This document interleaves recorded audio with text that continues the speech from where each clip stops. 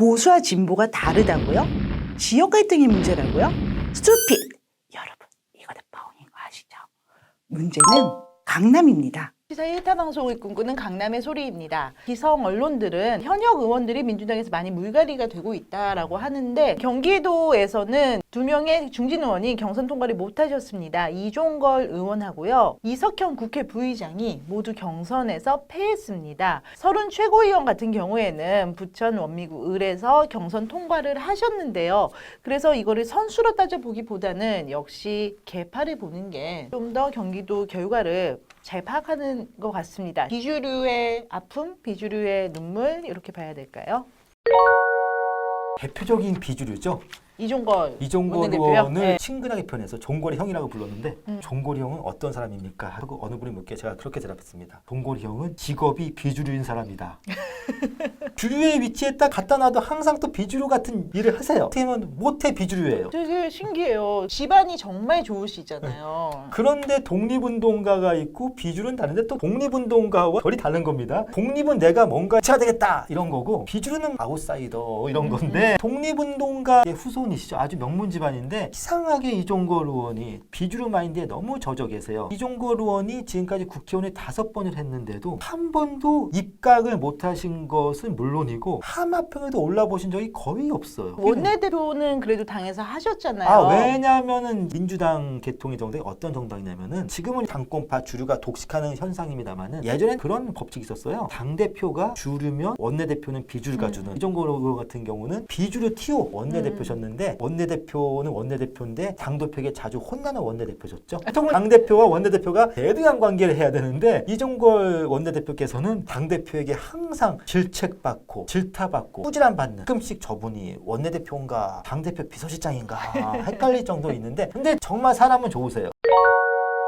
이종걸 의원이 국회의원을 5번 하셨잖아요. 5번 하셨으면 그래도 더들먹거린다고 하죠. 목에 딱 힘주고 다니시는 게 쉬운데 이종걸 의원은 굉장히 겸손하고 소탈하시고 그리고 국회의원들이 보통 보면은 남들이 자기를 먼저 아는 체를 해줘야 좋아하는데 예전에 출판 기념회였습니다. 에스컬레이터를 탔어요. 어느 분이 뒤에서 툭 치더라고요. 뒤에서 툭 치는 손길이 친근하게 툭 치는 거잖아요. 네. 보니까 이종걸 의원이 먼저 저한테 아는 척을 하시더라고요. 아주 친근하게. 얼굴도 몇 번 안 봤는데 하신 분인데 네, 이분이 일종의 결정장애를 갖고 계세요. 중요한 고비에서 항상 좌고우면을 하세요. 인간적인 면도 기억나고 네. 결정장애 면도 좀 기억나는 원내대표 하실 때요. 이분이 사실 선수가 더 경쟁자보다 높았는데도 당선 가능성이 낮은 후보로 분류가 됐어요. 왜 그러냐고 물어봤더니 자꾸 회의 시간에 늦고 지각하고 잘 안 오고 홍보도 없고 애티튜드를 많이 지적을 받으신 거예요. 모두에게 일일이 해서 내가 원내대표가 되면 난 지각하지 않겠다. 늦잠을 자지 않겠다. 뭐 이런 거를 보내셔가지고 거기에 다들 그런 마지막 기회 막 이러면서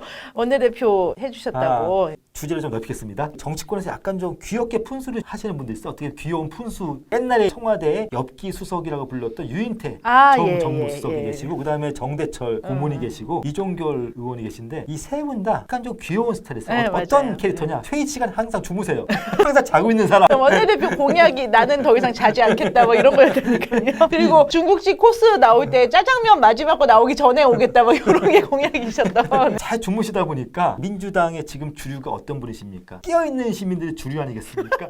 당연히 미움을 받죠. 깨어있는 시민의 주류인 당에서 항상 좋으시는데 아 제가 그때 그 원내대표 기사 다 잘못 썼군요. 내가 잠을 자지 않겠다, 지각하지 않겠다가 아니라 깨어있겠다였구나.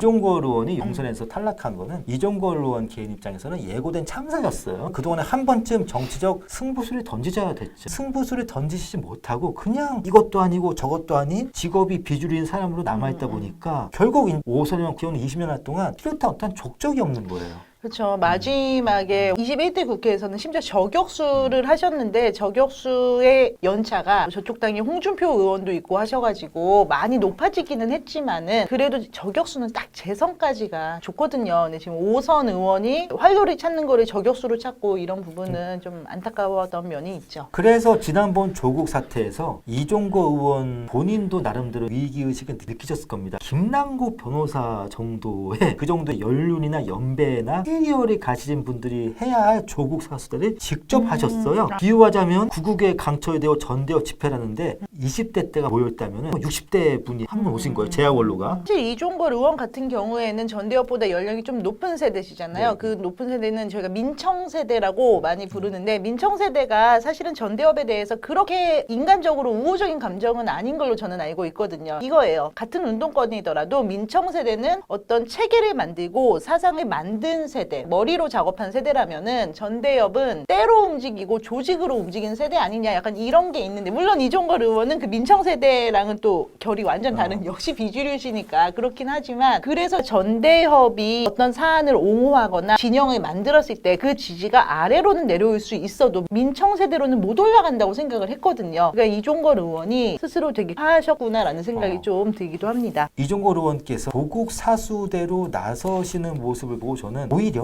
공천받기 힘드시겠다는 생각을 했습니다. 그 당시에 조국 사수대로 나서신 분 중에 하나가 서른 최고위원도 계신데 안심 살아남으셨는데요. 예. 그런데 차이가 있습니다. 지금의 더불어민주당에서 서른 최고위원은 그래도 주류에 포함되세요. 친문 주류입니다. 이종걸 의원은 아무것도 안 했어요. 이름 석자 이종걸, 친문 서른 살아남았습니다. 그냥 이종걸. 어려우셨고, 이석현 국회 부의장 같은 경우도 그냥 이석현이셨죠. 비록 낙마를 하셨어도 저희가 아빠 찬스, 엄마 찬스 정말 싫어하지만 이종걸 의원의 조상 찬스는 저희가 한 100번은 져드려야 되지 않을까. 이종걸 의원께서 아마 국립기념관장이나 아니면은 이제 회의 시간 때 주무셔도 누가 뭐라고 하지 않는 그런 곳으로 가셔서, 사실은 이종걸 의원이 아랫사람을 괴롭히지 않는 분이에요. 이종걸 의원의 장점이 뭐냐면은 뭔가 잘못이 생겼을 때 그걸 아랫사람한테 미우르시는 분 아니에요. 젊은 공무원들이나 젊은 공기업 직원들에게 제가 드리고 싶은 말씀 이겁니다. 이종걸 의원이 어떠한 공기업 사장으로 가시면은 참 편하실 겁니다. 그나마 서울 수도권에서는 보수 후보 진보 한 명씩 1대1 대결 구도가 펼쳐지는 모습이어서 좀 교통 정리가 되고 있는데요. 이번 총선의 후보군을 보면은 저렇게 올해 다선 의원 출신의 현역 의원들이 있고, 지방자치단체장을 3번을 했기 때문에 더 이상 지자체장으로 머무를 수 없는 분들이 밀려나듯이 국회의원으로 출마한 경우가 많이 있습니다. 그래서 이런 식의 접전이 아마 전국적으로 벌어질 것 같아요. 그나마 수도권에서는 공천을 받는 게 선거 승리의 충분 조건이 아니기 때문에 잡음이 많지는 않은데, 이게 국회의원에서만 신인일 뿐 중고 정치인 2명이 사실상 붙는 거기 때문에 전국적으로 가면은 좀 큰 파장이 일어나는 곳도 있을 것 같습니다. 그래서 저희가 계속 한 3월 초까지는 공천 작업이 활발할 테니까는 보다 보면은 좀 재밌는 장면이 나올 것 같습니다. 그때 다시 전달해드리겠습니다. 지금까지 강남의 소리입니다. 우리 이거 구독과 좋아요 늘면 저희 인강남 할 수 있는 거 맞죠? 강남할 때까지 가자! 구독과 좋아요가 맞습니다. 저희 인강남을 도와요.